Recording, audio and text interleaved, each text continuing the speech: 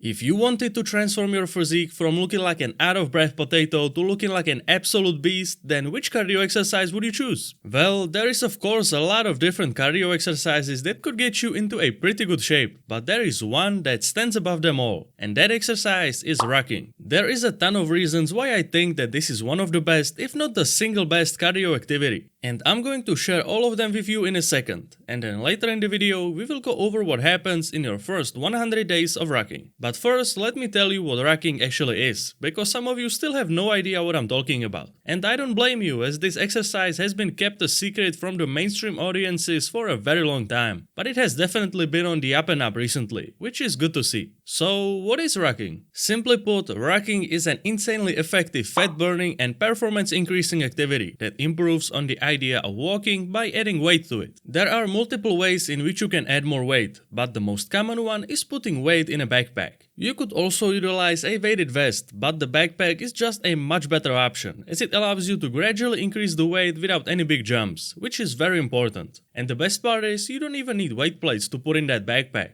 You can use almost anything that you have. Are you studying to be a doctor? Then I'm pretty sure you have some heavy books in your arsenal. Is your dad a construction worker? Then maybe chuck some of those bricks in there. Or you can just grab a couple of water bottles to get you started. The choice is yours. There are many reasons why just something as simple as just adding additional weight to walking is so effective. Most importantly, the additional weight that you will carry will make you burn so many more calories, which is amazing. And it will also save you so much time. Another reason why rucking is great is because it's very friendly to your joints. If you have ever tried getting into running in the past, you might have experienced your knees starting to hurt after every one of those not so gentle steps. But with rucking, you are still just walking. And let's be honest, for some people just the idea of running is causing them nightmares. Hey, if you enjoy running, that's good, no issue with that. But what I have realized in recent years is that the true bodybuilding crowd isn't really filled with running enthusiasts. We are just a bunch of people who like to lift more and more weight and not really just run around aimlessly without the number getting bigger. And that's why rucking is such a good fit for the bodybuilding purposes. You get to add more and more weight and you get a great looking physique as a reward. And the best part is, you don't have to go on a run. Just take your backpack and go on a walk. But this is what a ton of people just don't understand about rucking. Rucking is walking with additional weight, that is correct,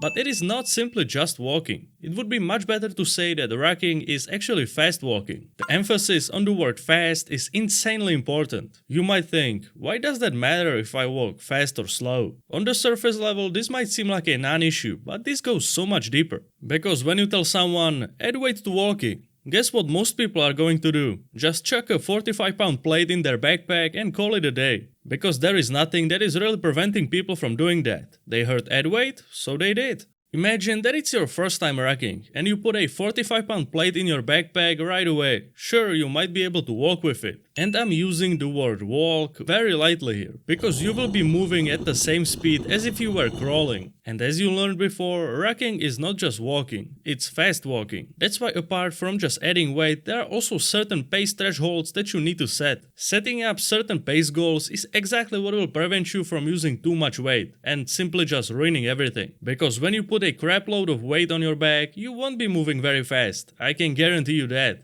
You don't have to be absolutely zooming when you are rucking, you just don't want to be moving super slow. And that is the main idea of rucking you need to understand. It's the same way when you do an exercise in the gym, you gradually increase the weight over time. You don't load up 2 plates on the barbell curl right away and try to break your back at all costs just to lift it up. That obviously doesn't make any sense. There is a lot of different things that you can progressively overload on when you start rucking. We already talked about the first two, which is adding weight and making sure that you are regularly beating your pace. The other two factors are distance and terrain. Distance is pretty self-explanatory. You simply want to start with shorter distances and increase that over time. And lastly, we have terrain, which might seem a little weird. How is terrain a form of progressive overload? Well, if you are rucking on an uphill terrain, you best believe that it will be much more difficult than if you walked only on flat terrain. So you have to keep that in mind, so that you don't suddenly get discouraged that your performance took a dip out of nowhere. Going uphill is just more difficult, so adding in more uphill terrain can be a good way of progressively overloading. But generally, walking on a flat terrain should be your main focus. Which finally brings us to the question we asked ourselves at the start. What is going to happen after you ruck for 100 days? And I will gladly tell you, but you have to realize that rucking is something that you for sure need to do for more than 100 days. But that is kind of true for any cardio activity, as your main goal is to be able to do that cardio activity of your choice for the entirety of your life. It should never be something absolutely insufferable that you are just barely getting through each day. And to make sure that this doesn't happen, I would highly recommend you to check out my new rucking guide. I put together everything that I have learned about rucking in the last couple of years and put it into an easy to follow guide that will take you from a complete rucking beginner to an absolute cardio beast. If you want to learn more about it, click the first link in the description.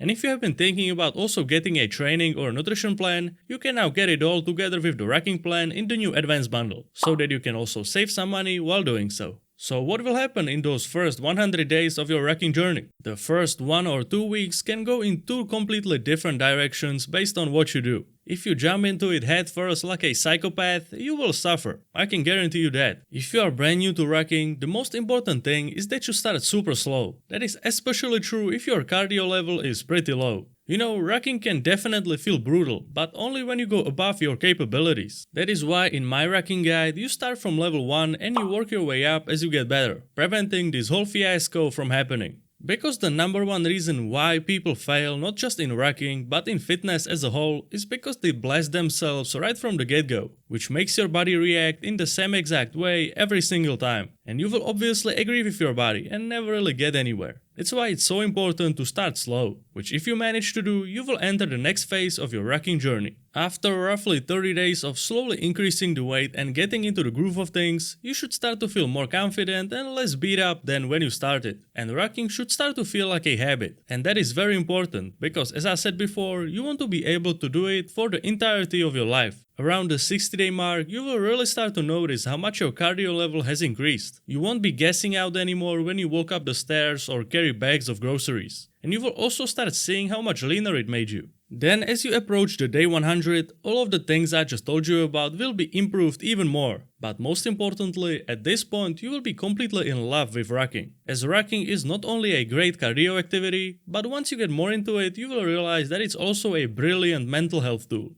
I'm not gonna pretend like I'm some kind of psychologist, but I can tell you from my own experience that just walking through the forest with no headphones and just listening to the sound of nature in absolute peace while you carry that backpack trying to give it your all is one of the most brain-soothing experiences in the world. And I do really mean that. So if you wanna check out the rucking guide, it's in the description below. And if you can't really do that right now, that's fine. I want you to try rucking either way, because I really do believe that it's a game changer. I actually created an article some time ago on the Simplified Hub, which covers a lot of the things you should know before you start rucking. You can find a link to that in the description as well, and you can check it out for absolutely free. Thanks for watching, good luck with your rucking adventures, and I will see you next time. If you like this video, then I'm absolutely sure you will like this one too.